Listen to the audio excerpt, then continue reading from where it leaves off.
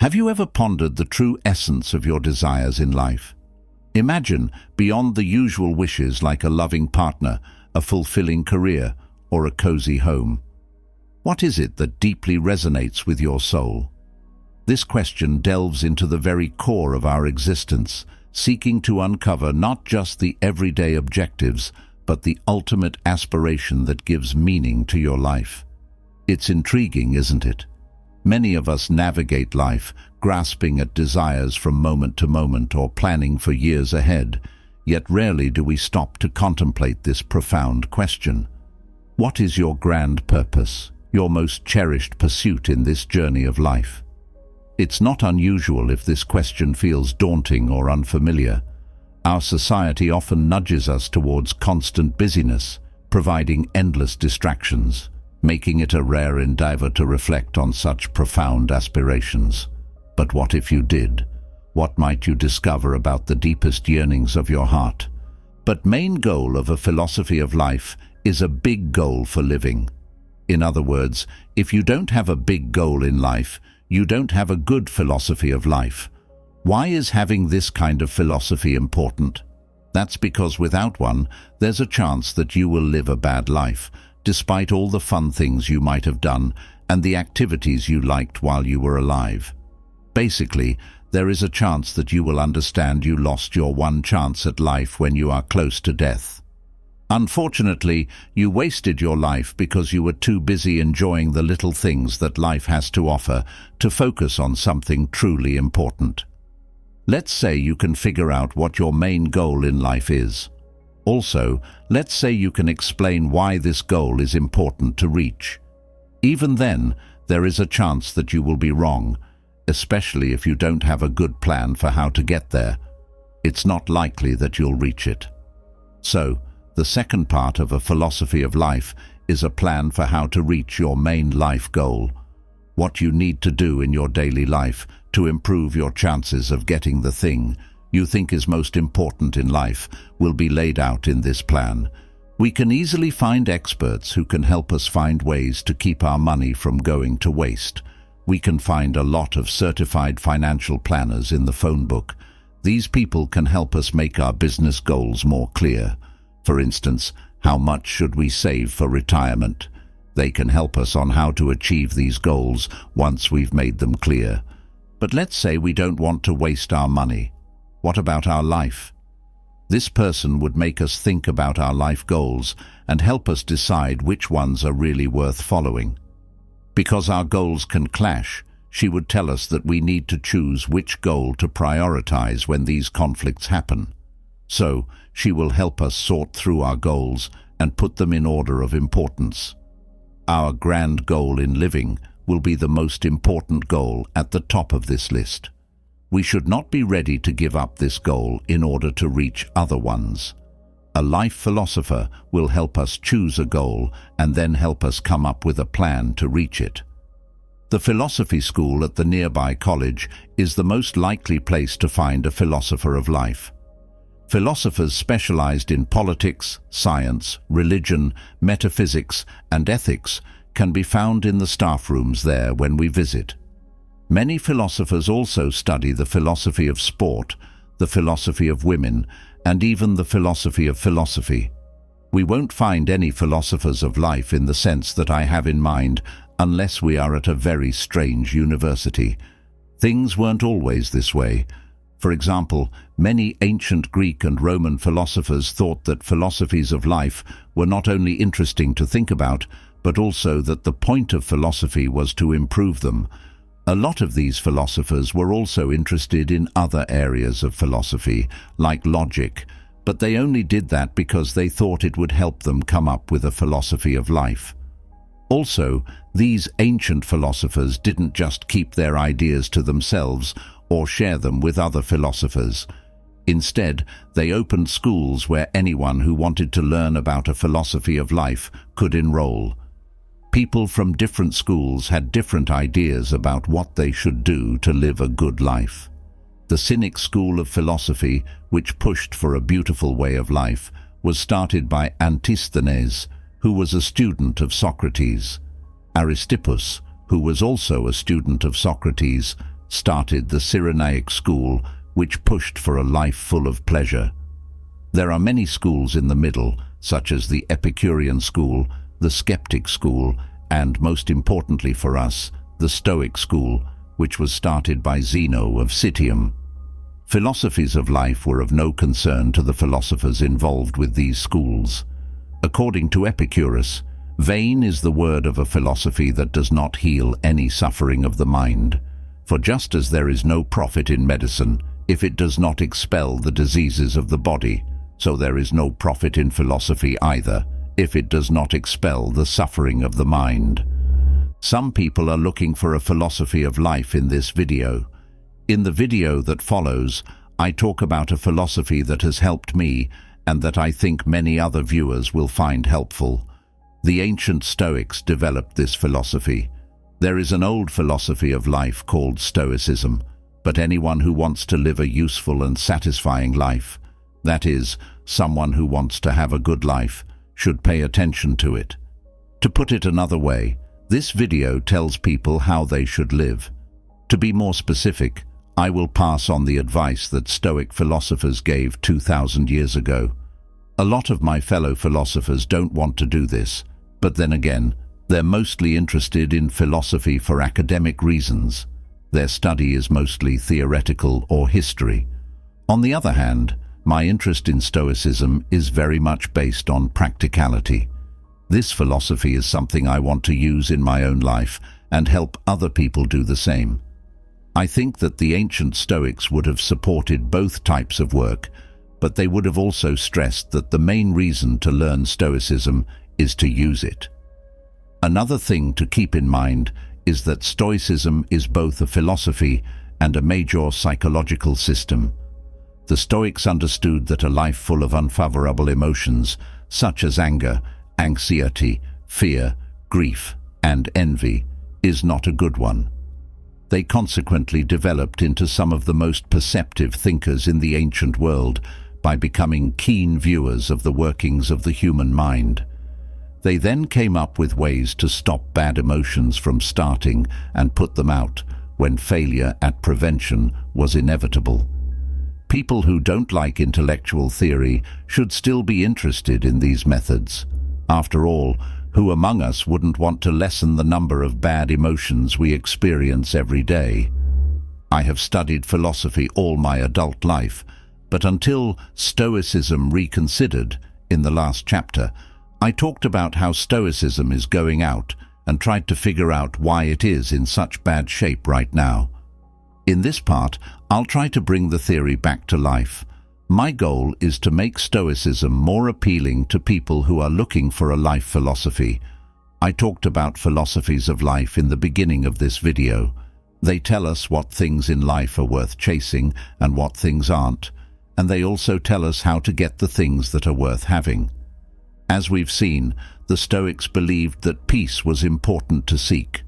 The psychological state in which we experience few negative emotions, like anxiety, grief, and fear, but a lot of positive ones, especially joy, will be recognized as the calm they wanted. The Stoics didn't argue that peace was important. Instead, they thought that most people would see its worth at some point in their lives. The Stoics became keen watchers of human nature in order to create and improve their plan for finding peace. They wanted to find out what kinds of things make people lose their peace of mind, how people can keep these things from happening, and how people can quickly get their peace of mind back when it does happen, despite their best efforts. By looking into these things, the Stoics came up with a set of rules for people who want to be calm. These were some of the suggestions they made. 1. We need to learn more about ourselves. As we conduct our daily business, we should pay attention to how we act and think about how we handled the events of the day on a regular basis. How did we react when we were insulted, when we lost something, or when we were under a lot of stress? Did we use Stoic psychological techniques in our answers? 2. Negative emotions should not stop us from using our thinking skills. To the extent that it is possible, we should also use our thinking skills to control our wants. In particular, we should use logic to persuade ourselves that things like fame and wealth aren't worth having, at least not if we want peace of mind, so they're not worth seeking. Similarly, we should use our thinking skills to persuade ourselves that even though some things are fun, doing them will disturb our peace of mind, and the peace of mind we lose will be greater than the happiness we gain. 3. If we find ourselves wealthy even though we didn't try to get there, we should enjoy it. The cynics, not the Stoics, were the ones who pushed for discipline. We should enjoy having money, but we shouldn't hold on to it. In fact, we should think about what we'll miss even as we enjoy it. 4. People are social by nature. We will be unhappy if we try to stay away from other people. Because of this, if we want peace, we should make and keep relationships with other people. But we should be careful about who we friend when we do this. Also, we should stay away from people whose values aren't good because we don't want their values to get into ours. But other people are always annoying, so if we keep in touch with them, they will occasionally make us unhappy if we let them. Much of the time that the Stoics spent thinking about how to make relationships with other people less painful. In particular, they came up with ways to deal with insults from other people and keep them from making us angry. The Stoics identified two main factors that contribute to human happiness: our insatiable hunger and our propensity to worry about things outside of our control. They came up with methods for getting rid of these forms of unhappiness in our life. The Stoics say that negative thinking can help us control our hunger. All things are transient, so we should think about that. We should prepare ourselves by visualizing losing the things and people we love most. Imagining losing our own life is also important. If we do this, we will learn to value the things we already have, which will make it less likely that we will develop a desire for something else. We shouldn't just think that things could be worse than they are. Sometimes we should make them worse than they would be. Seneca tells us to live in poverty, and Musonius tells us to choose not to take pleasure and comfort when they come up.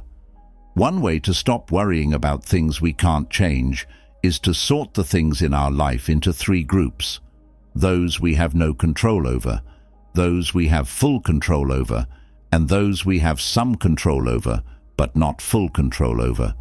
Once this is done, we shouldn't worry about things we can't control.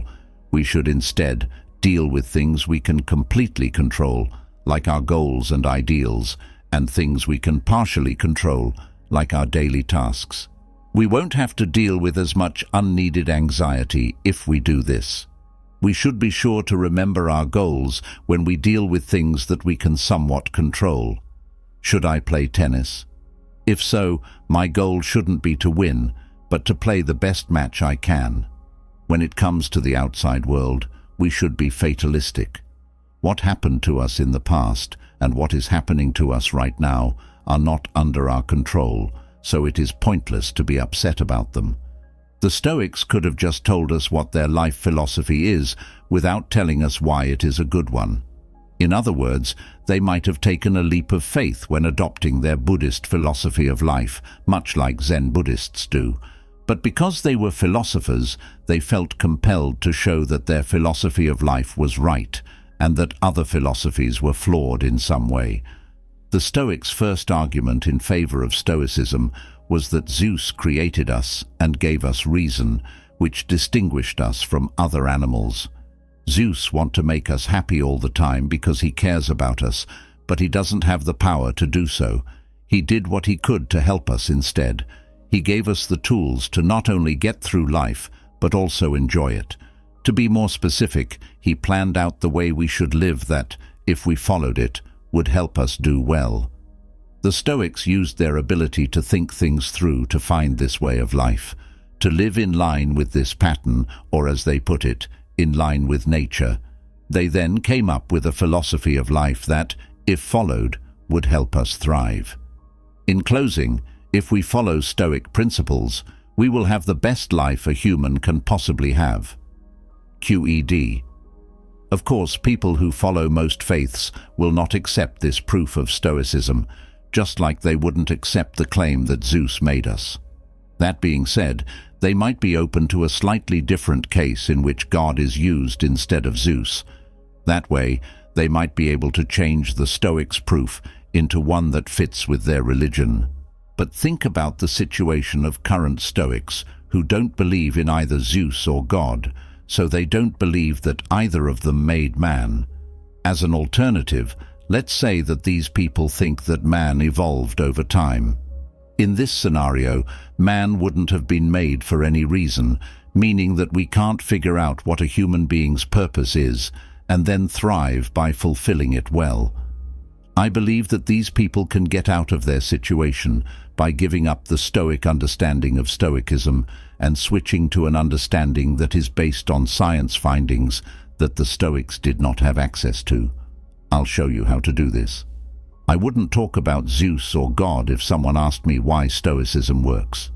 Instead, I'd like to talk about evolutionary theory, which says that humans evolved through a series of interesting biological events. Then I'd talk about evolutionary psychology, which holds that humans not only acquired a certain anatomy and physiology through evolution, but also acquired certain psychological traits, like the propensity to experience fear or anxiety in certain situations and pleasure in others. I would say that these traits developed not so that we could have a good life, but so that we would have a good chance of staying alive and having children. I would also say that, unlike Zeus or God, natural processes don't care if we do well. They only care that we stay alive and have children. An individual who is truly unhappy but still manages to live and have children will, in fact, have a bigger impact on development than an individual who is happy but chooses not to have children. At this point, I'd like to take a moment to make sure that my audience knows how our evolutionary past affects our psychological makeup today. Why do we experience pain, for instance? Not because the gods or God wanted us to experience pain or thought it would be good for us in some way, but because our ancestors who were able to feel pain were much more likely to avoid injuries and survive and have children than those who couldn't feel pain. Because of this, people who could experience pain were better at passing on their genes than people who couldn't. As a result, humans have received the ability to experience pain. Our capacity to experience fear is also a result of natural processes. People in our evolutionary past who were afraid of lions were less likely to be eaten by one than people who didn't care about them. The same is true for our propensity to experience anxiety and hunger. People in the past who worried about where their next meal was coming from were less likely to go hungry than people who didn't think about how they would eat. In the same way, our evolutionary ancestors who were always wanting more food or a better place to live were more likely to survive and have children than those who were happy with what they had. For the same reason that we can feel pain, we can also experience happiness. What makes something like sex feel good? People in our ancient past who liked having sex were much more likely to have children than people who didn't like it. Because we got the genes from ancestors who liked having sex, we also enjoy it. As we've seen, the Stoics believed that Zeus made us to be friendly. I agree with the Stoics that people are naturally friendly, but I don't believe that Zeus or God made us this way. Our evolutionary ancestors who were drawn to other people and joined groups of people were more likely to live and have children than those who didn't. This is why we are social. Not only are we evolved to want to have relationships with other people, I think we are also evolved to want to be important in their social circles.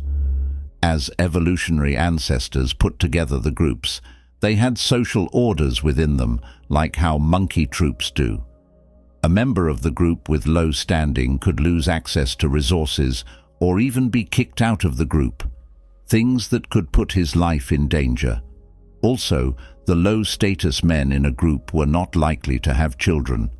So, ancestors who were driven to improve their social status, ancestors for whom getting social status felt good and losing it felt bad, were more likely to live and have children than ancestors who weren't interested in social status. Nowadays, people like to gain social rank and dislike to lose it. This is because of how we evolved. Because of this, it feels good when people praise us and hurts when they insult us. According to the Stoics, Zeus gave us the power to think so that we could be like gods. On the other hand, I believe that we evolved the ability to reason in the same way that we evolved other skills. Those of our ancient ancestors who could think and reason were more likely to live and have children than those who couldn't. Also, it's important to remember that we didn't learn to reason so that we could go beyond our innate wants, like the need for sex and social status. The opposite is true. We learned to think so that we could better meet our wants. For example, we could come up with complicated ways to satisfy our need for sex and social respect. Our evolutionary ancestors were able to live and have children by having the skills we have now. This doesn't mean, though, that we have to use these skills to stay alive and have children. In fact, because we can think things through, we have the power to abuse our genetic heritage. Let me explain. Take our ability to hear as an example. We got this skill through development. It was more likely for ancestors who could hear coming predators to live and have children than for those who couldn't. But this is not a function of current human ears. We could instead use it to listen to Beethoven, which doesn't help our chances of living and having children in any way. Not only do we abuse our hearing ability, but we also abuse the ears that evolved to help us hear. For instance, we could use them to keep our glasses or earrings in place. In the same way, our ancestors learned to walk because those who could did so were more likely to live and have children than those who couldn't. Even so, some people use this skill to climb Mount Everest, which greatly lowers their chances of survival. You can abuse your ability to think in the same way that you can abuse your hearing or your ability to walk in a way that has nothing to do with the survival and reproduction of our species. We can use it, in part, to get around the ways of acting that nature has built into us. Because of how we evolved, for example, having sex makes us feel good. But because we can think things through, we can choose not to have sex when the opportunity arises, because doing so would take us away from other goals we have set for ourselves, goals that have nothing to do with staying alive and having children. The decision to stay sterile, which will completely eliminate our chances of having children, is the most extreme.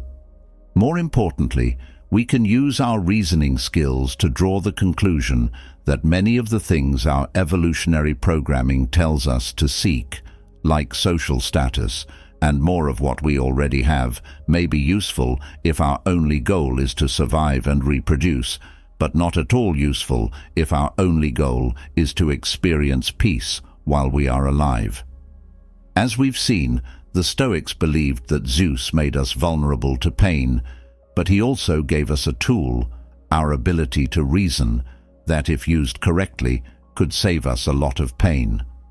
I believe the same thing can be said about evolution. We are more likely to suffer because of evolution, but it also gave us a tool that we can use to avoid a lot of this pain. Once more, the tool is our ability to think things through.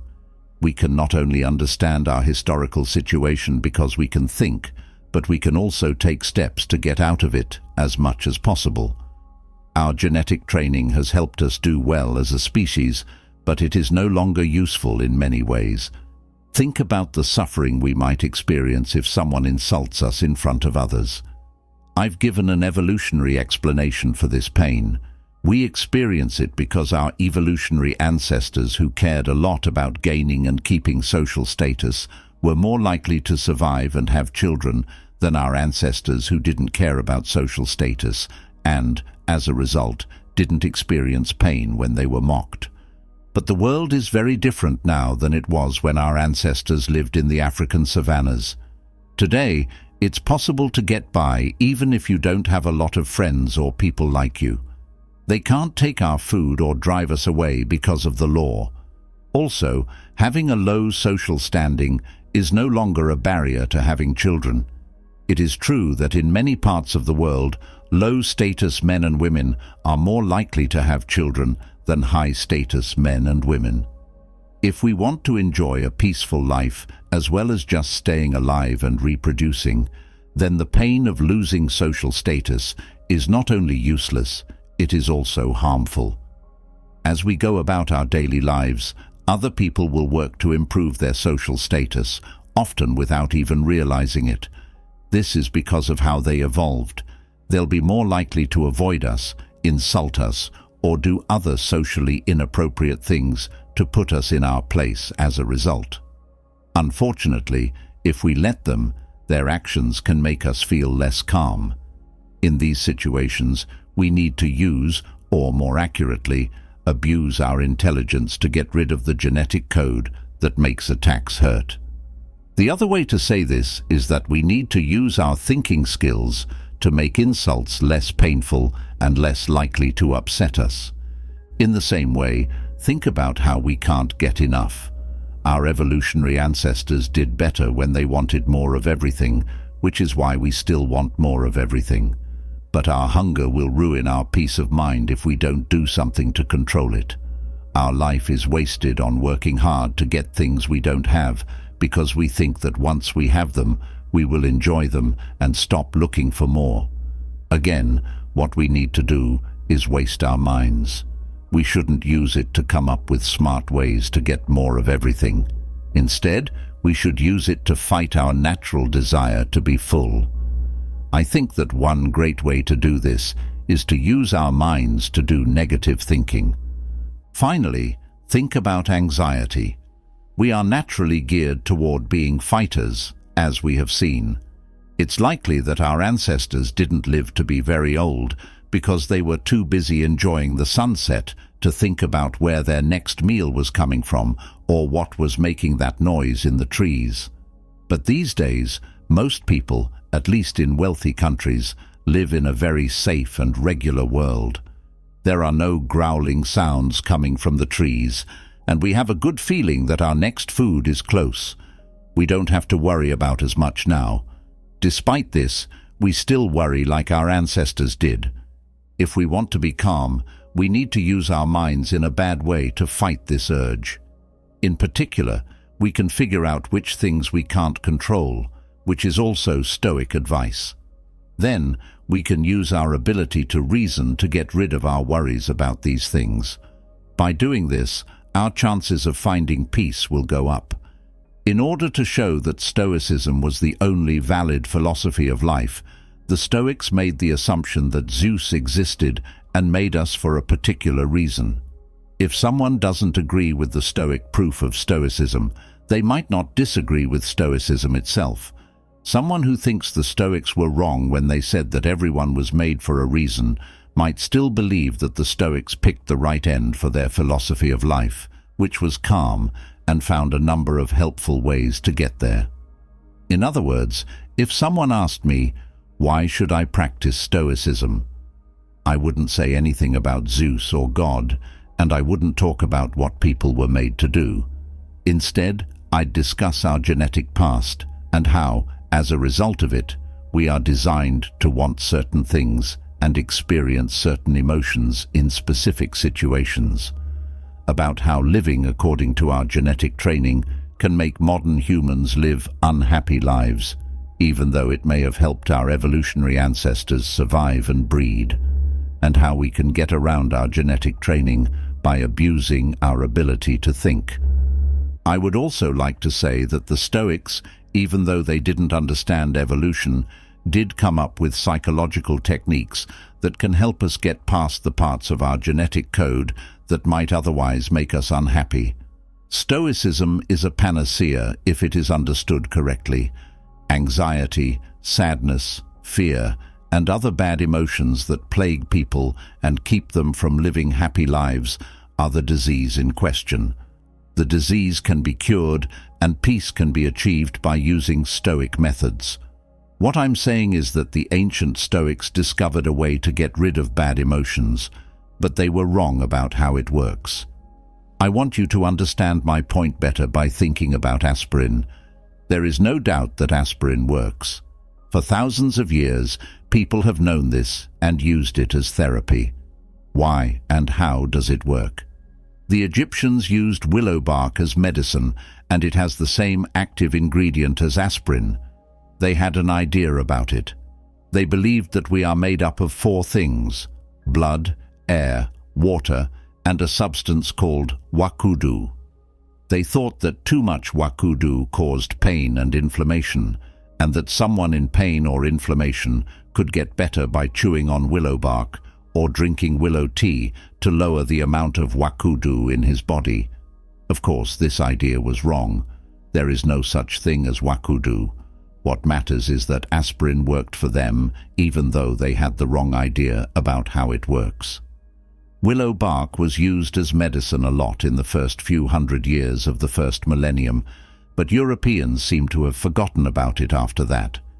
It was found again by an Englishman named Reverend Edward Stone in the 18th century. He knew that willow bark could help with pain and fever, but he didn't know how it worked any better than the ancient Egyptians did. Chemical scientists figured out in the 1800s that salicylic acid is what makes willow bark work, but they still didn't know how or why it works. As it turns out, scientists didn't really figure out how aspirin worked until the 1970s. Arachidonic acid is made by damaged cells.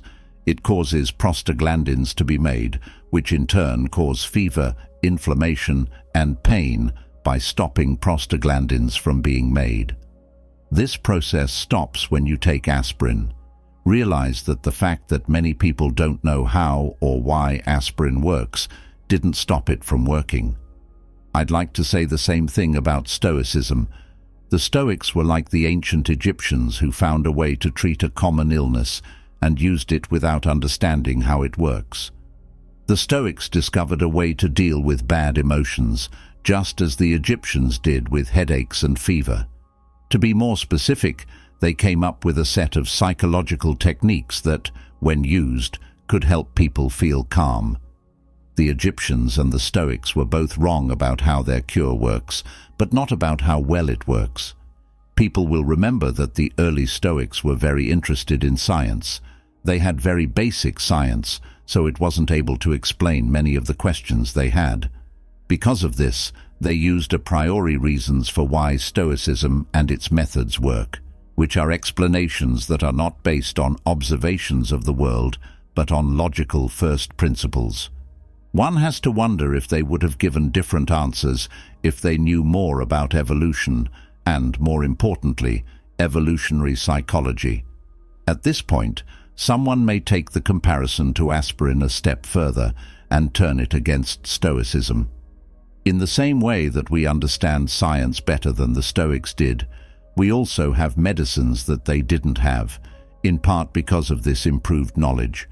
In part, we have tranquilizers like Xanax that can help us feel less anxious when it's getting in the way of our peace. This makes me think there is a royal way to the peace the Stoics were looking for. We don't have to go to the shop to buy Seneca. We could get a prescription for Xanax from our doctor instead. The Stoic approach to finding peace is best described as antiquated, according to this line of thought from King. People who lived 2,000 years ago might have understood Stoicism because Xanax didn't exist and medical science was just getting started. It would be like going to a witch doctor for an ulcer if someone today used Stoicism to deal with their anxiety. Regarding the idea, I would like to say that while it is true that Xanax can help us feel less anxious, there are still reasons to avoid taking it and instead practice Stoicism. Let's turn our attention to a linked argument to help us understand this point. Given the state of modern medicine, an obese person has 2 options.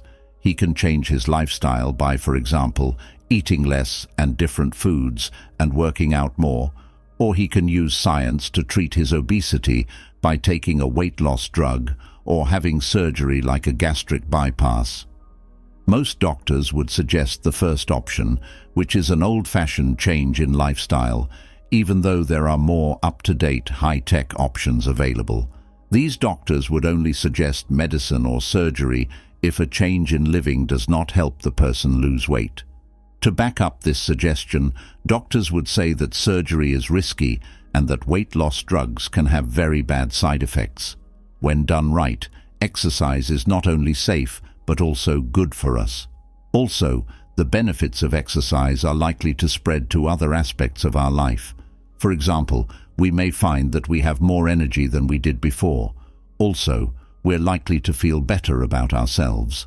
A lot of the same things can be said about using Stoicism to battle and avoid anxiety. Any number of Xanax users will tell you that it is safer than the medical options. Moreover, Stoicism has benefits that extend to other aspects of our life. Stoicism might not give us more energy like exercise does, but it will boost our confidence. In particular, we will be sure that we can handle anything that life throws at us. On the other hand, someone who takes Xanax won't feel as sure of themselves. He is very aware of how bad things would be for him if he couldn't get his Xanax. We can experience joy as a result of following Stoicism, which also helps us enjoy life and the things in it. One might think that taking Xanax won't give you this benefit. I know that my adaptation of Stoicism won't make everyone happy. Some philosophers might say that when I switch from a philosophical to a scientific justification of Stoicism, I have basically taken the psychological and philosophical advice from Stoicism and put it on the body justification of a completely different animal. They might also say that the ideology that came out of it is not a beautiful hybrid, but a horrible, strange beast. Yes, it is a Frankenstein. Fellow philosophers might then say that my use of science to defend Stoicism is clearly against Stoicism. As we have seen, the Stoics tell us to live in harmony with nature. But what I'm saying is that we use our ability to reason to go against our genetic training and live in a way that isn't in line with nature. Stoic purists might also say that I haven't taken into account the fact that different Stoics have different ideas when writing about Stoicism. Marcus, for example, seems to have felt more responsible than the other Stoics. Musonius and Seneca agreed that Stoics didn't have to be ascetics, but they had different ideas about how much they should enjoy life. Some will be upset that I didn't deal with these and other differences. In answer to these kinds of criticism, I'd like to say that what I've done in the last few pages is act as an intellectual detective. I've tried to figure out what people today need to do to accept the Roman Stoics' philosophy of life. The thing I learned is that these Stoics did not give us a handbook on how to become Stoics. In fact, Epictetus's guide is not even close to being such a book. Or, if they did write treatises on how to practice Stoicism, they have since been lost, and it is logical why they wouldn't give you a book to follow. During their time, people who wanted to learn Stoicism didn't have to read a book. They could go to a Stoic school instead. In order to do this, I had to piece together a type of Stoicism from different ideas that the Roman Stoics wrote about. In spite of coming from the ancient Stoics, this form of Stoicism is not at all like the Stoicism that any particular Stoic supported. It's also possible that the form of Stoicism I've created is different from the kind of Stoicism that people would have learned in an ancient school in some ways. What I've tried to do is build a type of Stoicism that will help me and maybe even those around me. To reach this goal, I have changed the philosophy to fit our situation. In this video, I talk about Stoic psychological techniques that I would suggest to someone who wants to find peace. I would also suggest that she read the works of the ancient Stoics, but I would tell her that if she did that, she would find that my version of Stoicism is different from, say, Epictetus' version. Besides that, I would say that she should pick Epictetus's version if she thought it was better for her than mine. I'm not the first Stoic to mess with Stoicism, that's for sure. As we've seen, the Romans changed Greek Stoicism to fit their needs. Individual Stoics were also not afraid to change Stoicism to fit their own needs. The Stoics thought of the principles of Stoicism not as being carved into stone, but as being shaped like clay that could be reshaped into a useful form of Stoicism. Seneca said it this way: "I do not bind myself to some particular one of the Stoic masters. I too have the right to form an opinion." For what I talked about, I used Stoicism the way I think the Stoics meant for it to be used. They didn't come up with Stoicism just to make future philosophers laugh.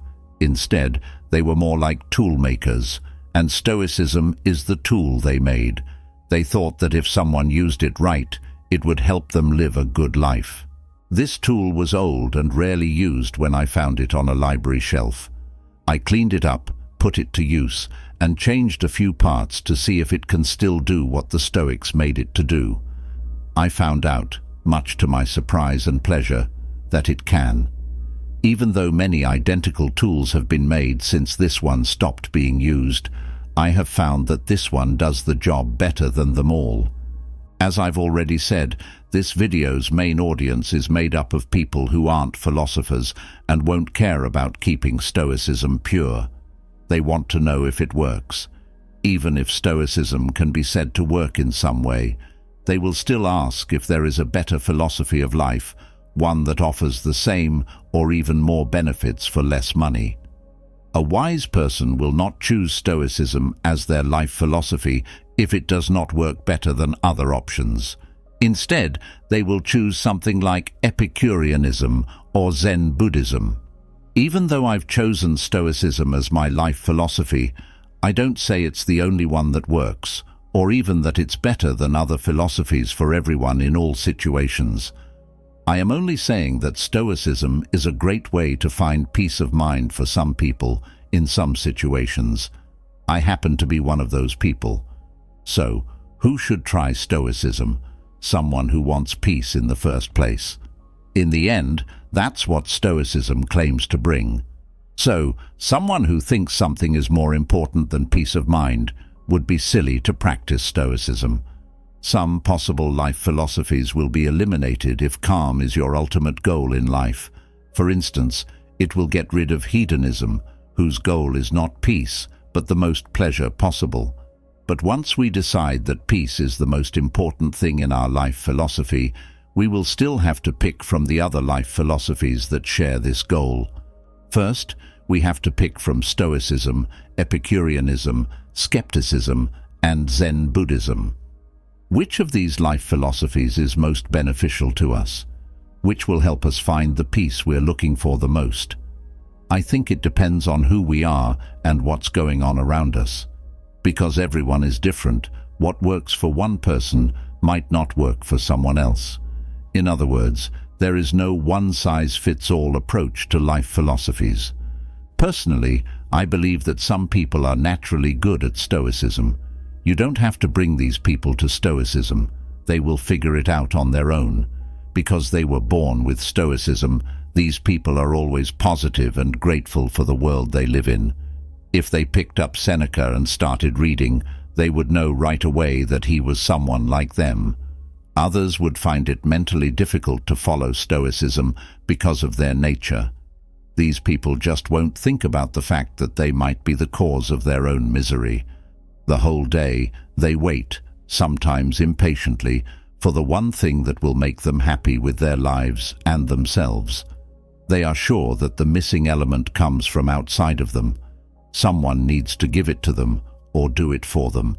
It could be a certain job, a certain amount of money, or a certain kind of plastic surgery. They are also sure that once this missing part is given to them, their unhappy life will end and they will be able to live happily ever after. If you tell one of these chronically unhappy people that she should try Stoicism, she will probably dig in her feet and say no, it doesn't work. These kinds of cases are sad. These people are naturally pessimistic, which keeps them from taking steps to change their attitude, which greatly lowers their chances of feeling happiness. There is a middle ground between these two extremes for most people. They are neither born Stoics nor constantly unhappy. The people in this group might gain from practicing Stoicism, but many of them don't see any reason to try it or any other philosophy of life for that matter. They instead spend their days on autopilot when it comes to growth. Because of their genetic training, they are always looking for the good things, like the pleasure of having sex or eating a big meal, and avoiding the bad things, like the pain of being insulted in public. But one day, something could happen that stops them in their tracks. It could be a death in the family or a sudden realization. At first, they will feel a little lost. After that, they might go look for a philosophy of life. I would say that the first step in this kind of study is to look at their attitude and situation. After that, their goal shouldn't be to find the one true philosophy of life, but the one that fits them the best. There was a time when I was drawn to Zen Buddhism as a philosophy of life, as I described in the opening to this video, but the more I learned about it, the less appealing it became. I realized that Zen doesn't work with my nature in particular. I am a person who is always analyzing things. Present to work for me, I would have to stop being cerebral. Stoicism, on the other hand, wants me to use my logical skills. In light of this, I believe that practicing Stoicism is much less expensive than practicing Zen. Trying to answer koans or just sit with nothing on my mind for hours would probably make me unhappy. This won't be true for some people, though. Based on what has been said so far, it seems like I take all life philosophies to be equally true, or that I am a relativist. Do not worry. This is not the case. I won't try to convince anyone that peace of mind is the most important thing in life, but I will try to convince them not to pursue other goals in life. If you tell me, for instance, that the main goal of your philosophy of life is to experience pain, I will not believe that your philosophy is as true as Zen Buddhism or Stoicism. Instead, I'll assume you're very wrong as my guide. I have a question. Do you want pain? On the other hand, let's say you tell me that your life goal is the same as those of Zen Buddhists and Stoics, which is to find peace, but that you have a different way of doing it than they do. So sure are you that getting your name in People magazine is the best way to get it? When it comes to this situation, I will praise your insight in choosing a goal, but I will have real concerns about your plan to reach that goal. Do you really believe that being in People will make you feel calm? If so, how long do you think it will last? In short, the advice I give to people looking for a philosophy of life is the same advice I give to people looking for a partner. They should know that the best partner for them rests on who they are and what their situation is. In other words, no one is the perfect partner for everyone, and some people aren't even good for one person. They should also understand that for most people, having a partner who isn't perfect is preferable to having no partner at all in life. Similar to this, no one philosophy of life is best for everyone, and there are some philosophies of life that no one should follow. On top of that, most of the time, it's better for someone to have a less than perfect philosophy of life than to have none at all. I will feel like I have, in line with Stoic principles, done a good thing for my fellow humans if this video doesn't change a single person to Stoicism, but does make people think more critically about their philosophy of life. Using Stoicism, I will end this video by talking about some of the things I have learned from using Stoicism. In this part of the article, I will discuss how people who want to try Stoicism as a philosophy of life can get the most out of the experience with the least amount of stress. Would-be Stoics will also learn about some shocks and pleasures that are in store for them. If you want to try Stoicism, the first thing I would tell you is to practice what I call stealth Stoicism. You should not let anyone know that you are a practiced Stoic, but I chose to become a Stoicism teacher instead, so this is what I would have done. You can get the benefits of Stoicism without having to deal with one big cost, being teased and made fun of by your friends, family, neighbors, and co-workers. I should also say that practicing Stoicism without drawing attention to yourself is very simple. As an example, negative thinking is something you can do without anyone knowing. Friends, family, neighbors, and co-workers may notice a change in you if your Stoic practice is successful, but they probably won't be able to explain it. If they come up to you confused and ask what your secret is, you could tell them the dirty truth. You're a hidden Stoic. Next, I tell people who want to become Stoics not to try to learn all the Stoic methods at once, but to start with one and work on getting good at it before moving on to the next. I also think that negative thinking is a good way to start. Whenever you have a free moment, think about what you would miss most about your life. Some of these kinds of reflections can have a huge effect on how you feel about life. Even if it's only for a short time, it can make you understand how lucky you are and how much you have to be thankful for, no matter what. From my own experience, bad thinking is like salt for everyday life. A cook only needs a little time, energy, and skill to add salt to food, but almost all of the food he does this to will taste better. Similar to this, those who practice negative visualization will find that their ability to enjoy city life is greatly increased, despite the fact that it takes little time, energy, and skill. After practicing negative thinking, you might find yourself embracing the very life you were complaining wasn't worth living just a short while before.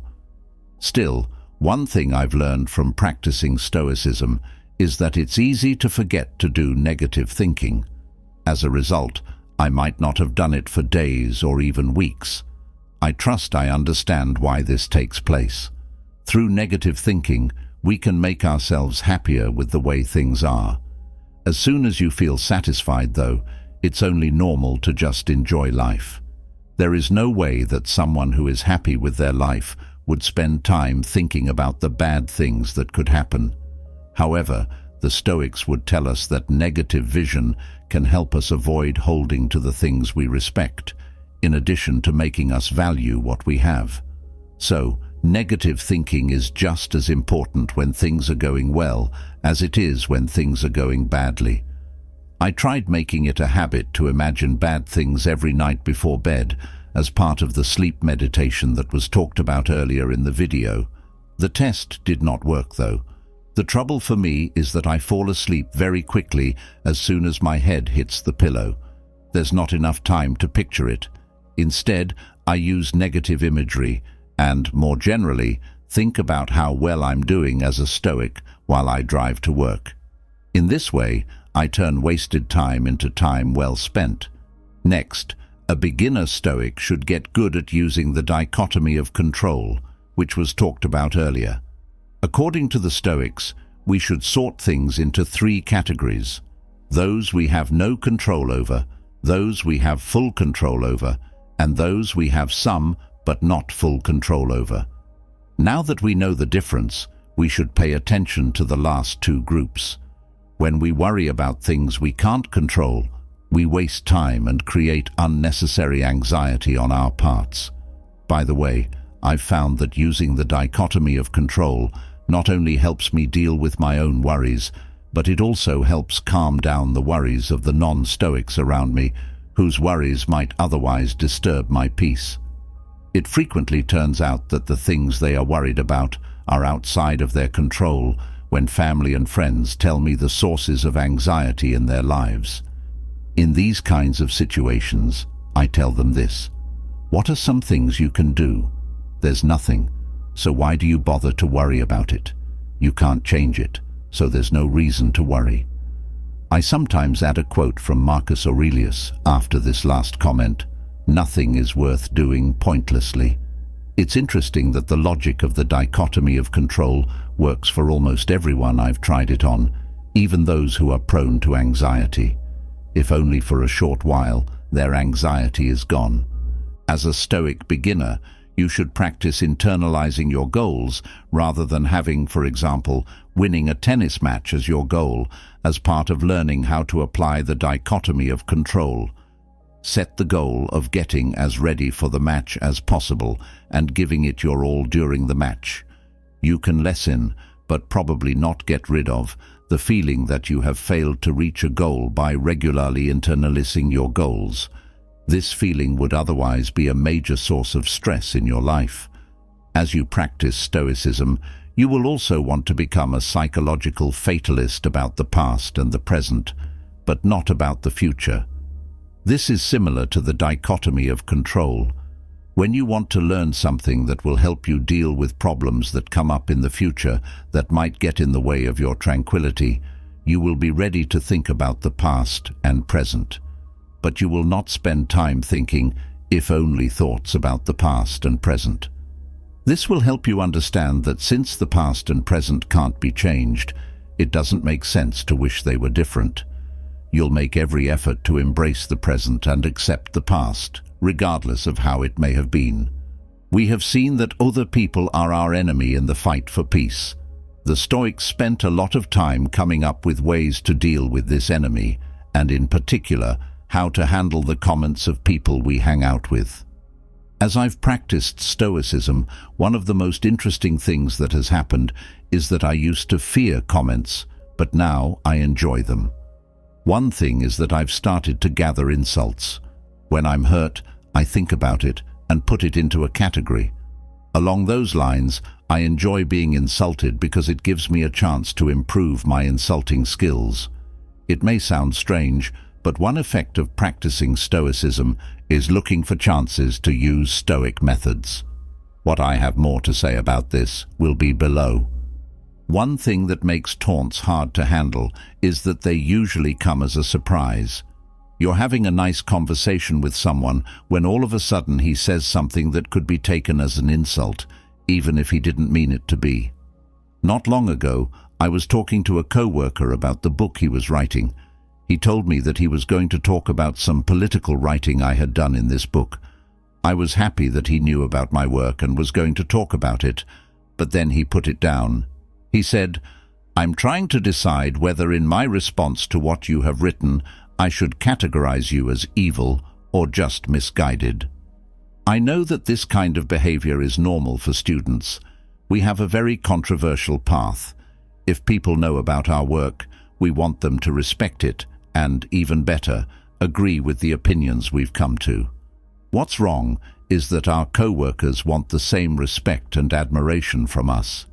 Because someone has to give, professors regularly get into vocal fights on all college campuses. It's normal to put people down and insult them. This insult would have hurt me when I wasn't so calm, and I would have likely gotten angry. I would have fought hard to defend my work and done everything I could to respond to the insult. But on that particular day, having been influenced by the Stoics, I had the presence of mind to react to this insult in a way that was Stoic, by making fun of myself. "Why can't you make me look like a bad and stupid guide?" I inquired. When someone attacks me, I usually respond with humor that makes fun of myself. When someone criticizes me, I tell them that things are even worse than they seem.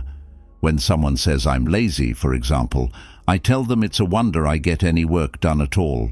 If someone says I have a big ego, I tell them that most days I don't even realize there are other people on the world until noon. You might think that these kinds of reactions are pointless because they make the person who insulted me look good. But by responding in this way, I make it clear to the person who insulted me that I am strong enough to not be affected by his words. It makes me laugh to think about them. In addition, by refusing to play the insult game and not responding to an insult with another insult, I make it clear that I think like that kind of behavior is beneath me. If I don't insult back, it's more likely to make the person who insulted me mad than if I did. Getting angry at other people is one of the worst things we can do. In the end, the anger will be a big problem for our peace. The Stoics understood that anger can ruin our life if we let it, and that it is anti-joy. I have been very aware of my emotions, and I have learned some things about anger as a result. First, I'm fully aware of how much my anger has a life of its own. Like a bug, It can go dormant for a while and then come back to make me unhappy when I least expect it. I might be trying to clear my mind of thoughts in yoga class when all of a sudden I get angry about something that happened years ago. This leads me to believe that Seneca was wrong when he said that being angry is not enjoyable. It feels good to let off steam when you're angry, but it feels bad to hold it in. Yes, it does feel great to let off steam and tell the person who hurt us how angry we are when our anger is justified and we are sure that we are right and they are wrong. To put it another way, anger is like a bug bite. You don't want to scratch it, but you do. The problem with mosquito bites, of course, is that once you scratch one, you usually wish you hadn't, because the itching gets worse and you increase the likelihood that the bite will get sick. This is also true for anger. Letting it out feels good at the time, but you will probably regret it later. It's one thing to show anger, or even better, fake anger, in order to get someone to change how they act. People do react to anger. One thing I have learned, though, is that these words can't really describe a lot of the anger I feel. For example, when I'm driving my car, I sometimes get angry, and rightly so, at other drivers who don't pay attention, and sometimes I even yell at them. Both my and their windows are down, so the other drivers can't hear me. As a result, they can't react to my anger by promising not to do what made me mad again in the future. Even though this anger is right, it has no point at all. Venting doesn't help me in any way. All it does is make me less calm. Sometimes I'm rightfully mad at someone, but I can't tell them how I feel because of how things are outside my control. This is why I'm having bad thoughts about him instead. Again, these angry feelings are useless. They make me feel bad, but don't affect the person I'm mad at all. Indeed, if anything, they make the harm he does to me worse. What a waste of time. To add to that, I've found that following Stoicism has helped me get along better with other drivers. I don't yell nearly as often as I used to. Also, it has cut down on the number of bad thoughts I have about people who hurt me a long time ago.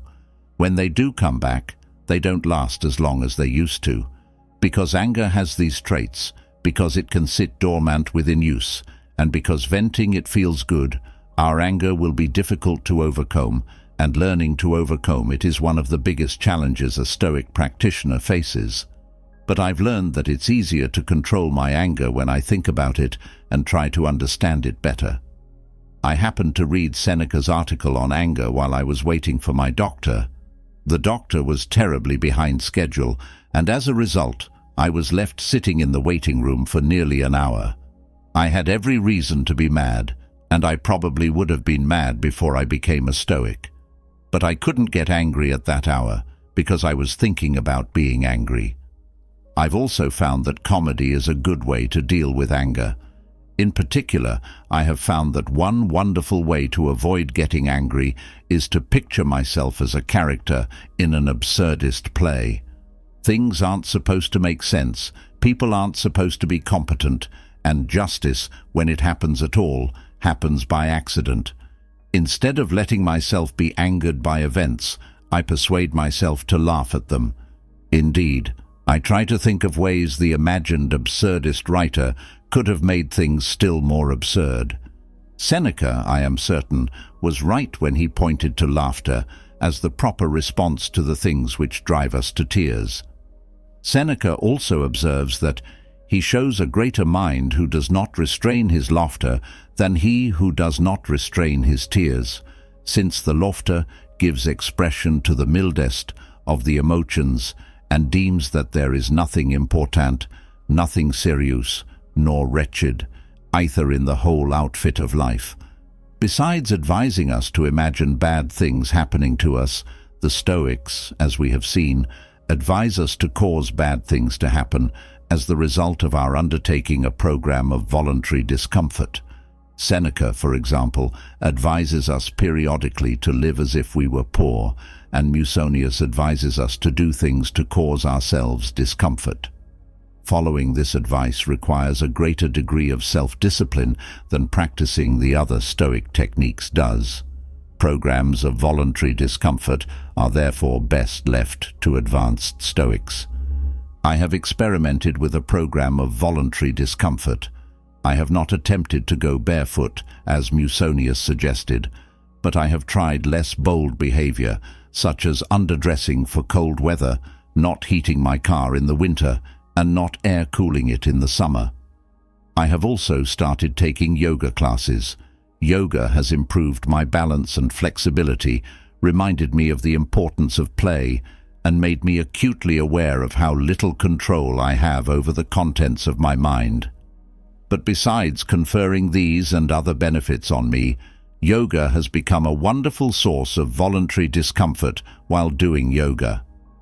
I twist myself into poses that are uncomfortable or, in some cases, border on being painful. I will, for example, bend my legs until they are at the very edge of a cramp and then back off a bit. My yoga teacher, though, never talks about pain. Instead, she talks about poses giving rise to too much sensation. She has taught me how to breathe into the place that hurts, which, of course, is physiologically impossible if what I am experiencing is, say, a leg cramp. And yet, the technique undeniably works. Another source of discomfort, and admittedly of entertainment and delight as well, is rowing. Shortly after I began practicing Stoicism, I learned to row a racing shell and have since started racing competitively. We rowers are exposed to heat and humidity in the summer, and to cold wind and sometimes even snow in the spring and fall. We are periodically splashed unceremoniously with water. We develop blisters and then calluses. Whittling down calluses is a favorite off-water activity of serious rowers. Besides being a source of physical discomfort, rowing is a wonderful source of emotional discomfort. In particular, rowing has provided me with a list of fears to overcome. The racing shells I row are quite unstable. Indeed, given half a chance, they will gleefully dump a rower into the water. It took me considerable effort to overcome my fear of flipping by, successfully surviving 3 flips. From there, I went on to work through other fears, including a fear of rowing in the pre-dawn darkness, a fear of pushing off from the dock while standing up in the boat, and a fear of being out in the middle of a lake hundreds of yards from the nearest shore in a tiny boat that has thrice betrayed me. Whenever you undertake an activity in which public failure is a possibility, you are likely to experience butterflies in your stomach. I mentioned above that since becoming Stoic, I have become a collector of insults. I have also become a collector of butterflies. I like to engage in activities such as competitive rowing that give me butterflies simply so I can practice dealing with them. These feelings are, after all, an important component of the fear of failure. So, by dealing with them, I am working to overcome my fear of failure. In the hours before a race, I experience some truly magnificent butterflies. I do my best to turn them to my advantage. They make me focus on the race that lies ahead. Once a race has begun, I have the pleasure of watching the butterflies depart. I have also turned elsewhere in my pursuit of butterflies. After I began practicing Stoicism, for example, I decided to learn how to play a musical instrument, something I had never done before. The instrument I chose was the banjo. After several months of lessons, my teacher asked if I wanted to participate in the recital his students give. I initially rejected the offer. It sounded like no fun at all to risk public humiliation trying to play banjo in front of a bunch of strangers.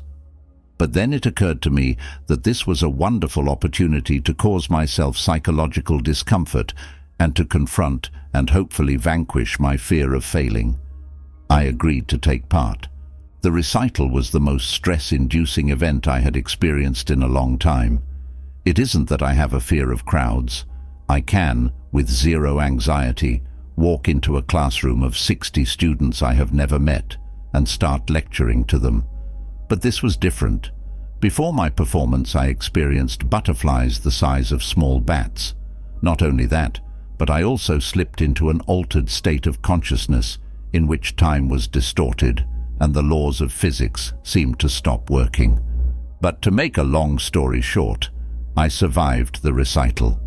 The butterflies I experienced racing in a regatta or giving a banjo recital are, of course, a symptom of anxiety, and it might seem contrary to Stoic principles to go out of my way to cause myself anxiety. Indeed, if a goal of Stoicism is the attainment of tranquility, shouldn't I go out of my way to avoid anxiety-inducing activities? Shouldn't I, rather than collecting butterflies, flee from them? Not at all. In causing myself anxiety by, for example, giving a banjo recital, I have precluded much future anxiety in my life. Now, when faced with a new challenge, I have a wonderful bit of reasoning I can use. Compared to the banjo recital, this new challenge is nothing. I survived that challenge, so surely I will survive this one. By taking part in the recital, in other words, I immunized myself against a fair amount of future anxiety. It is an immunization, though, that will wear off with the passage of time, and I need to be re-immunized with another dose of butterflies. When doing things to cause myself physical and mental discomfort, I view myself, or at any rate a part of me, as an opponent in a kind of game. This opponent, my other self as it were, is on evolutionary autopilot. He wants nothing more than to be comfortable and to take advantage of whatever opportunities for pleasure present themselves. My other self lacks self-discipline. Left to his own devices, he will always take the path of least resistance through life and, as a result, will be little more than a simple-minded pleasure seeker. He is also a coward. My other self is not my friend. To the contrary, he is best regarded, in the words of Epictetus, as an enemy lying in wait. To win points in the contest with my other self, I must establish my dominance over him. To do this, I must cause him to experience discomfort he could easily have avoided, and I must prevent him from experiencing pleasures he might otherwise have enjoyed. When he is scared of doing something, I must force him to confront his fears and overcome them. Why play this game against my other self? In part, to gain self-discipline. And why is self-discipline worth possessing? Because those who possess it have the ability to determine what they do with their life.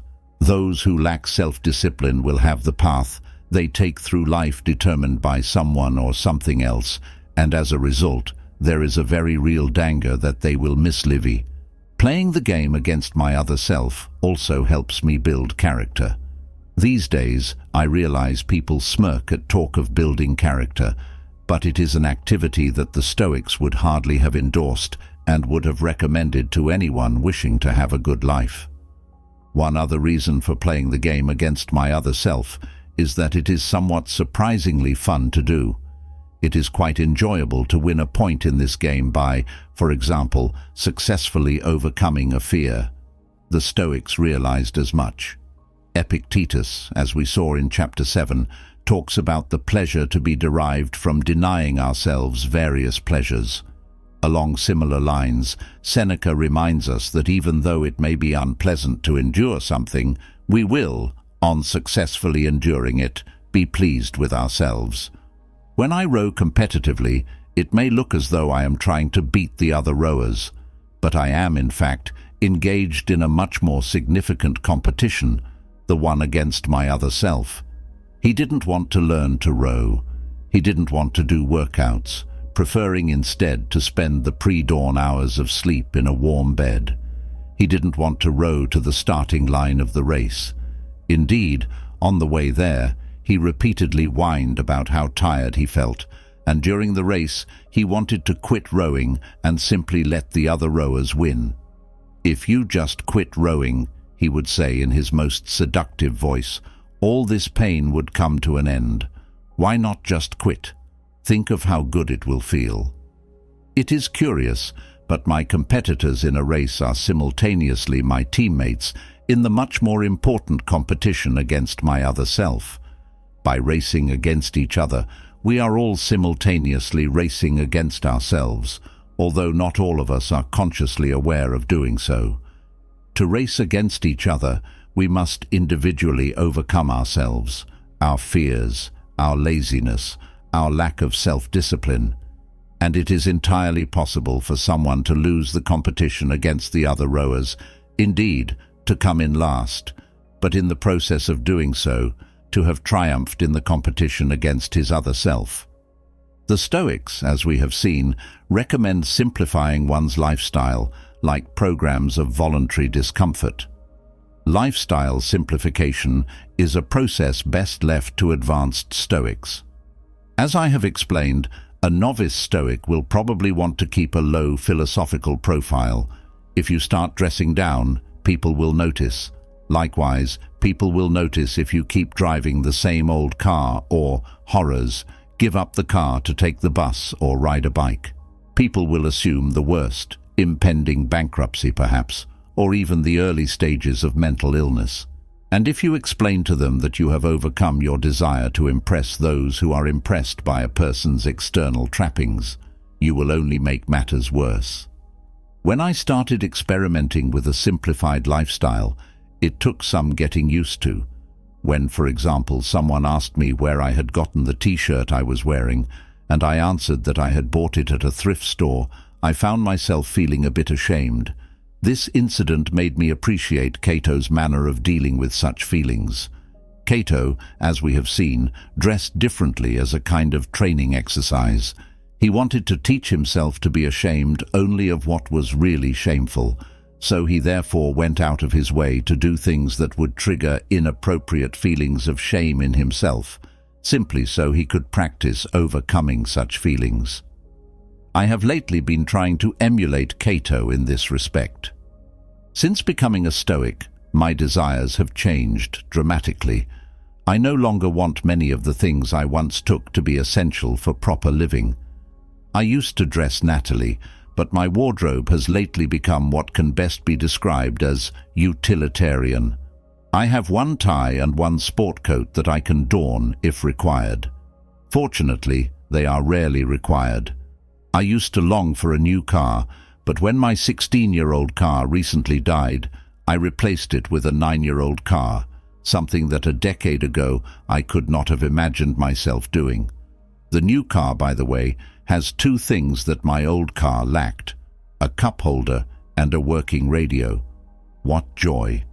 There was a time when I would have understood why someone would want to own a Rolex watch. Now, such behavior puzzles me.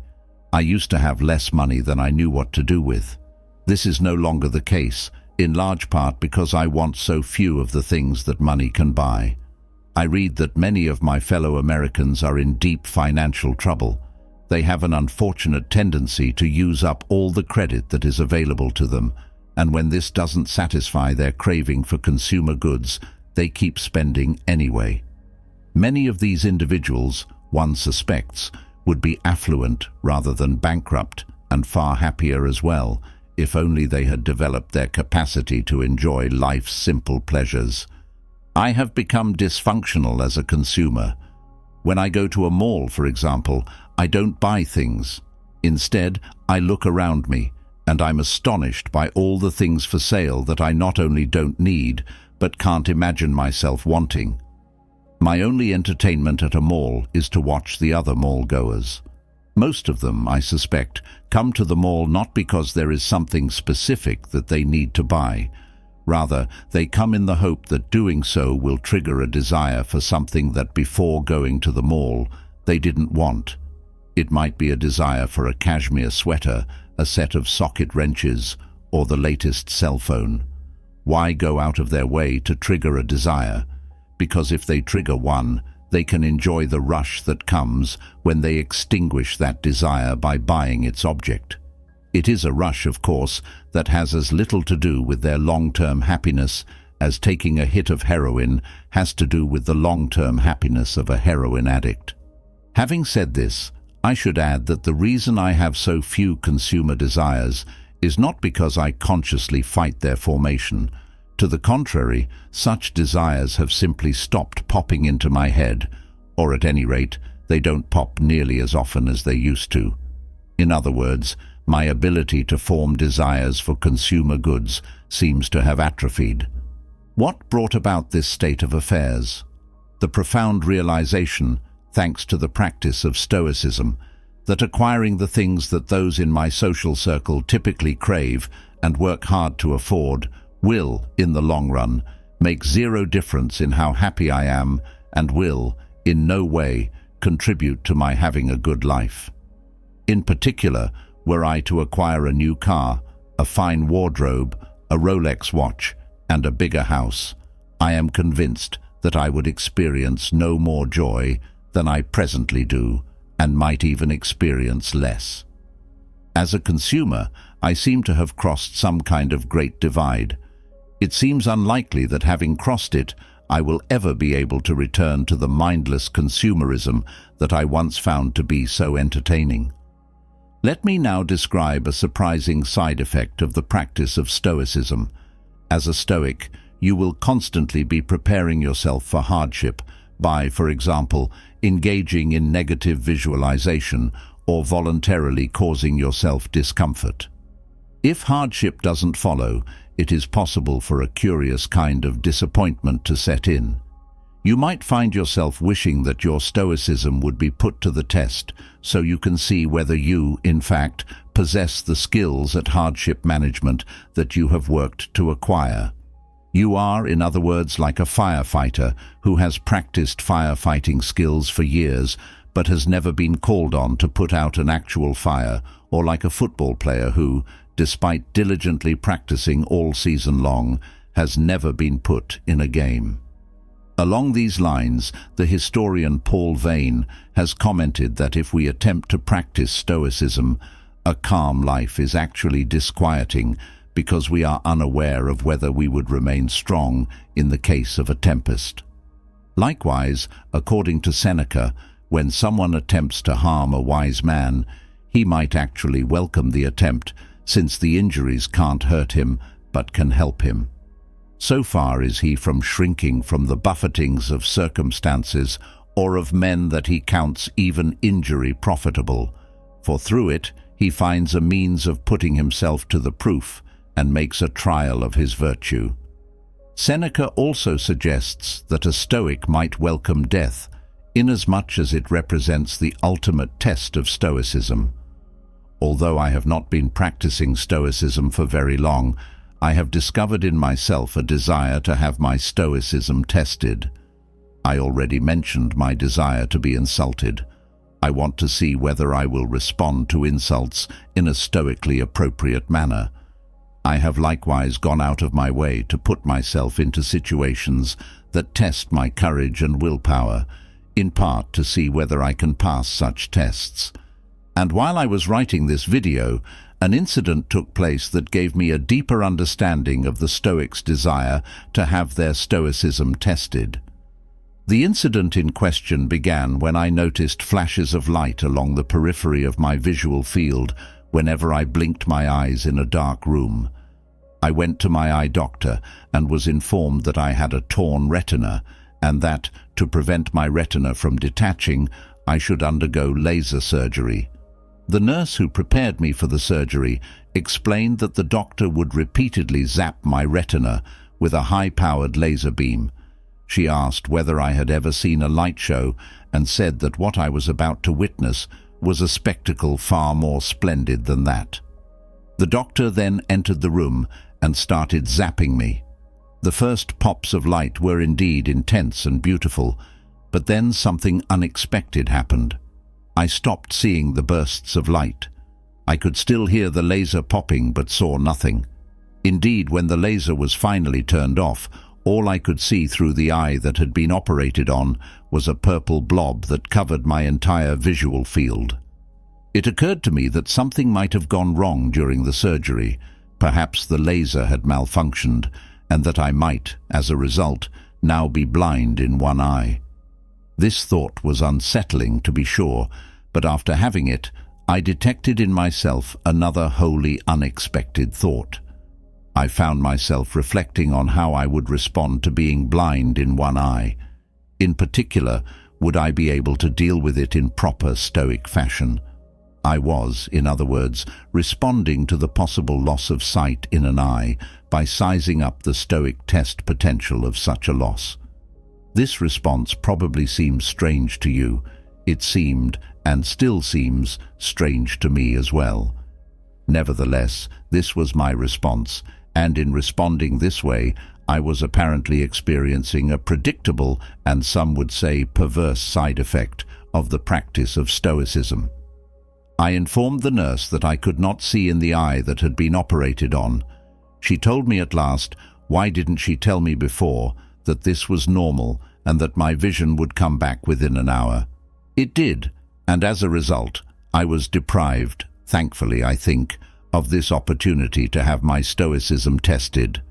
Unless an untimely death prevents it, I will, in about a decade, be confronted with a major test of my Stoicism. I will be in my mid-60s. I will, in other words, be beyond the threshold of old age. Throughout my life, I have sought role models, people who are in the next stage of life and who I thought were handling that stage successfully. On reaching my 50s, I started examining the 70 and 80-year-olds I knew in an attempt to find a role model. It was easy, I discovered, to find people in that age group who could serve as negative role models. My goal, I thought, should be to avoid ending up like them. Positive role models, however, proved to be in short supply. When I went to these 70 and 80-year-olds I knew and asked for advice on dealing with the onset of old age, they had an annoying tendency to offer the same nugget of wisdom: don't get old.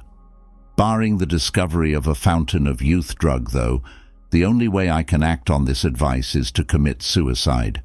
It has subsequently occurred to me that this is precisely what they were advising me to do, albeit in an oblique manner.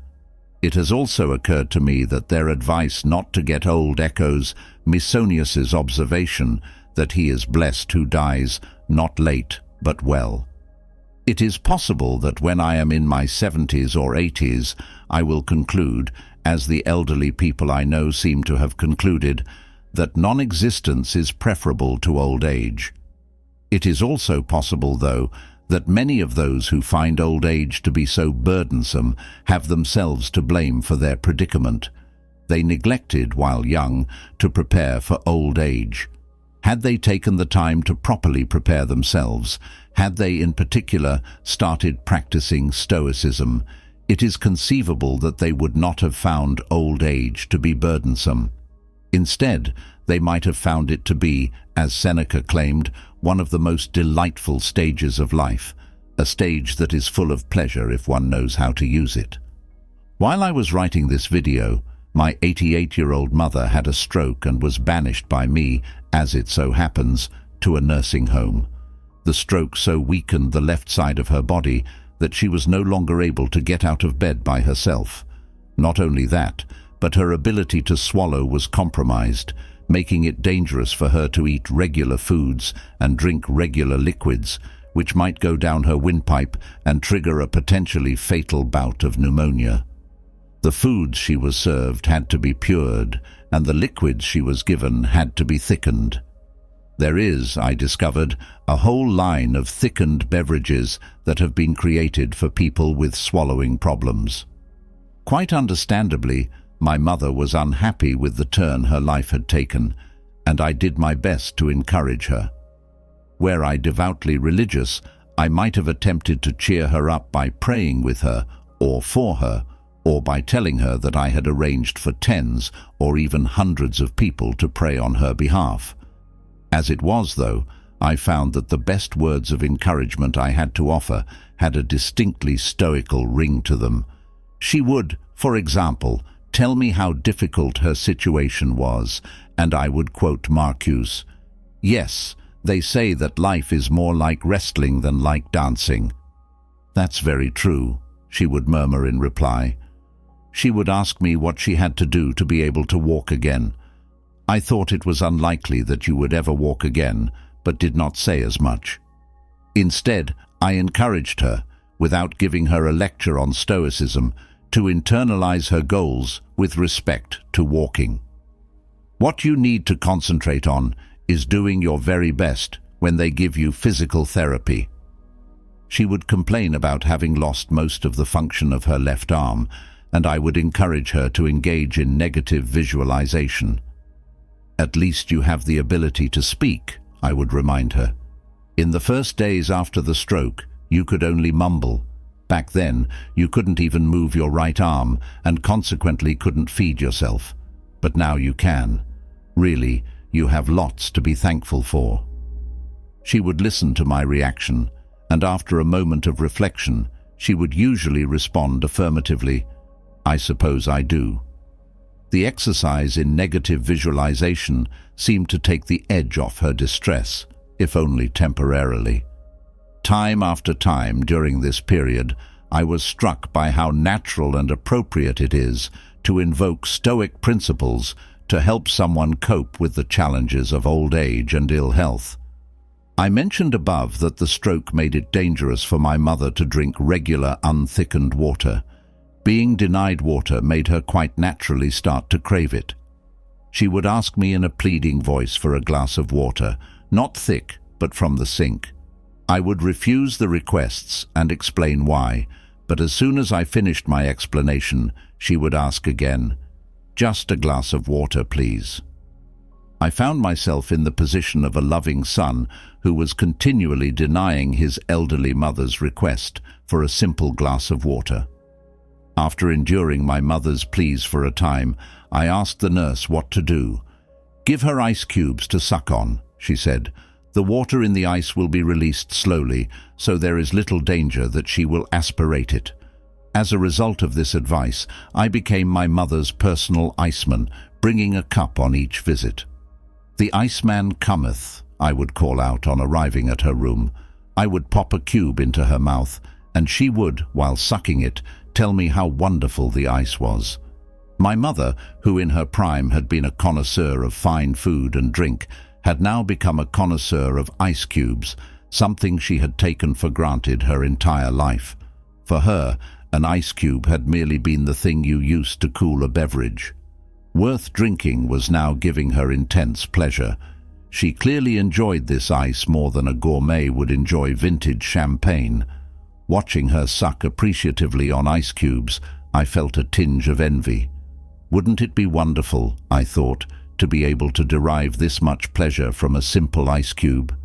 It is, I decided, unlikely that negative visualization alone would enable me to appreciate ice cubes as intensely as my mother does. Unfortunately, it would probably take a stroke like hers to do the trick. Nevertheless, watching her suck on ice cubes has been quite instructive. It has made me cognizant of yet another thing that I take utterly for granted: my ability to gulp down a big glass of cold water on a hot summer day. During one visit to my mother, I encountered the ghost of Christmas future.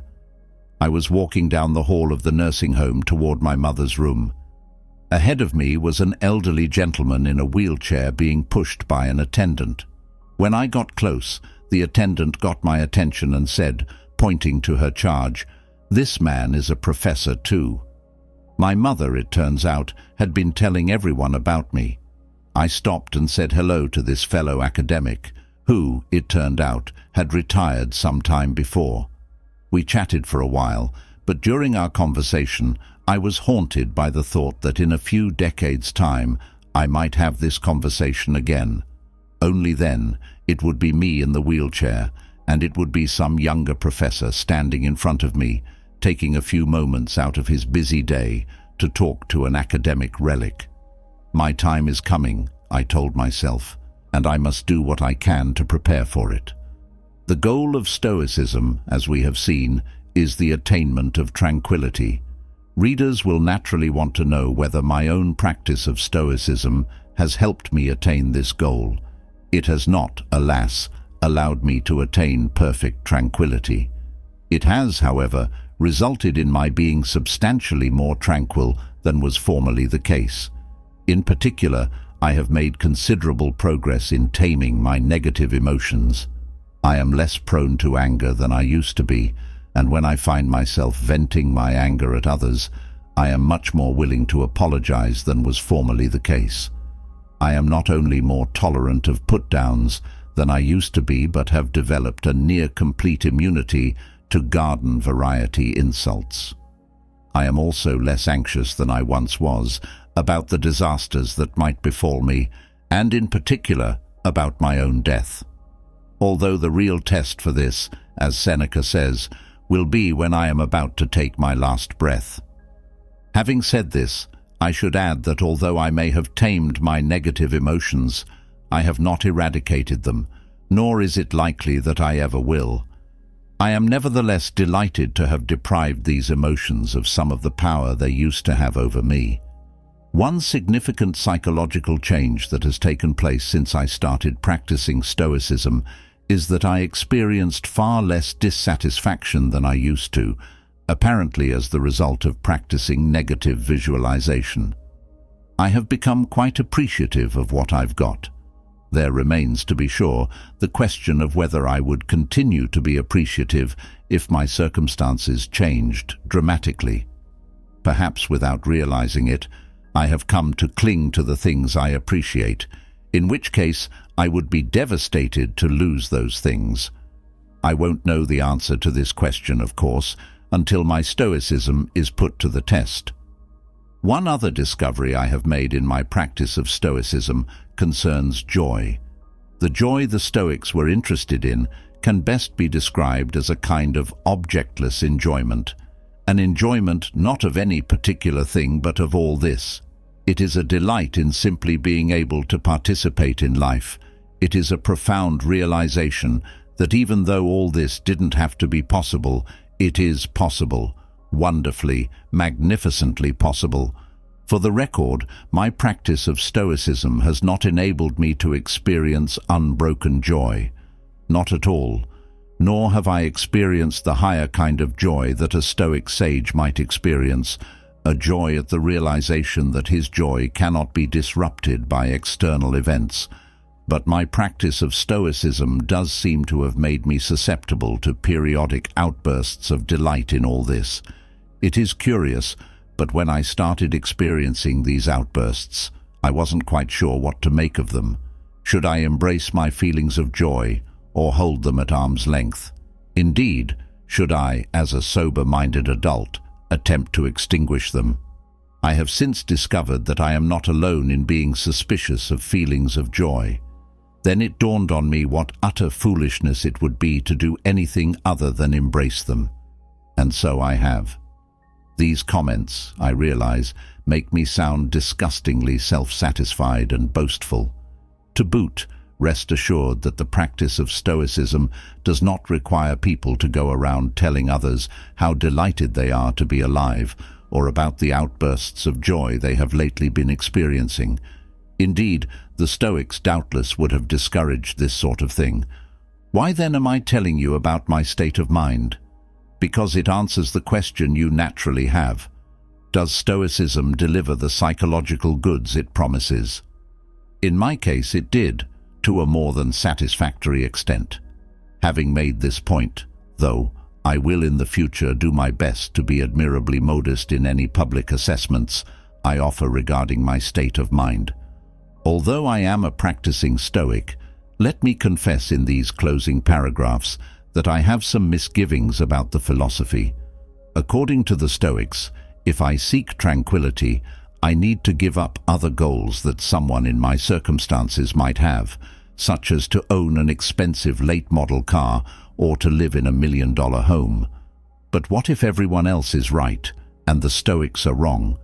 There is a chance that I will someday look back on what I will then term my Stoic phase and be both baffled and dismayed.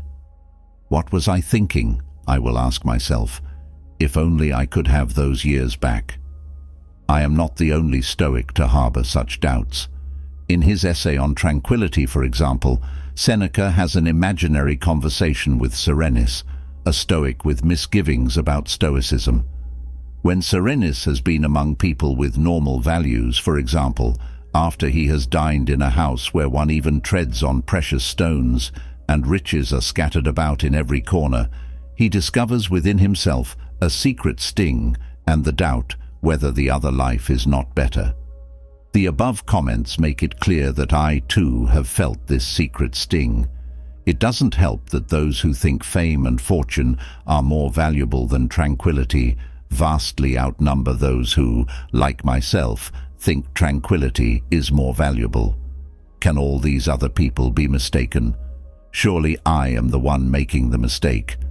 At the same time, I know, thanks to my research on desire, that almost without exception, the philosophers and religious thinkers who have contemplated life and the way people normally live, it have come to the conclusion that it is the vast majority of people who are making a mistake in their manner of living. These thinkers have also tended to gravitate toward tranquility as something very much worth pursuing, although many of them disagreed with the Stoics on how best to pursue it. When I start having second thoughts about Stoicism, my current practice is to recall that we live in a world in which certainty is possible only in mathematics. We live, in other words, in a world in which no matter what you do, you might be making a mistake. This means that although it is true that I might be making a mistake by practicing Stoicism, I might also be making a mistake if I reject Stoicism in favor of some other philosophy of life. And I think the biggest mistake, the one made by a huge number of people, is to have no philosophy of life at all. These people feel their way through life by following the promptings of their evolutionary programming, by assiduously seeking out what feels good and avoiding what feels bad. By doing this, they might have a comfortable life or even a life filled with pleasure. The question remains, however, whether they could have a better life by turning their back on their evolutionary programming and instead devoting time and energy to acquiring a philosophy of life. According to the Stoics, the answer to this question is that a better life is possible, one containing perhaps less comfort and pleasure, but considerably more joy. I suspect that in the coming decades, should I live that long, whatever doubts I may have had about Stoicism will fall by the wayside as the aging process takes its toll. Stoic techniques can improve a life when times are good, but it is when times are bad that the efficacy of these techniques becomes most apparent. If I find Stoicism to be beneficial in my 6th decade of life, I am likely to find it to be indispensable in my 8th or 9th decade. Unless I am an unusual person, my biggest tests in life lie ahead. I will, I think, be glad to have developed an understanding and appreciation of Stoicism before these tests are administered. It would be nice to have a proof that Stoicism, or some other philosophy of life, is the correct philosophy.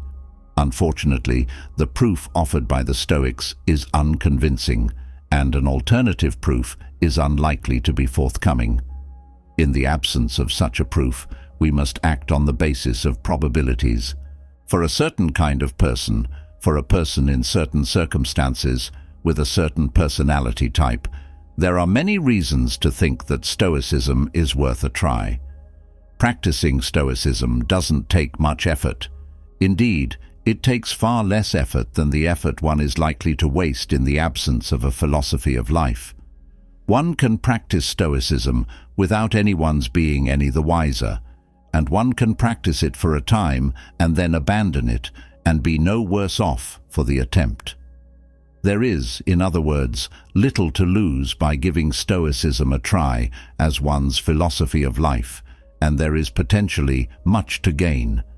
Indeed, according to Marcus, it is possible through the practice of Stoicism to gain a whole new life.